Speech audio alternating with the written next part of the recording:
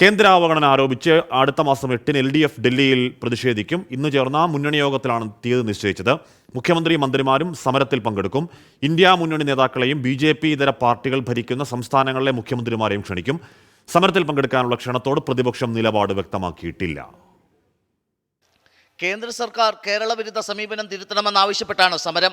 മുഖ്യമന്ത്രി പിണറായി വിജയന്റെ നേതൃത്വത്തിൽ മന്ത്രിമാരും ജനപ്രതിനിധികളും അണിനിരക്കും.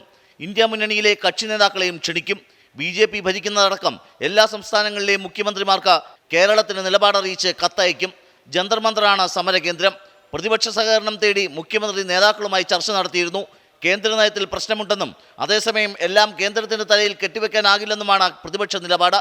പ്രതിഷേധത്തിന്റെ ഭാഗമാകുന്ന കാര്യം ആലോചിച്ച് തീരുമാനിക്കുമെന്ന പ്രതിപക്ഷ നേതാവ് VD സതീശൻ.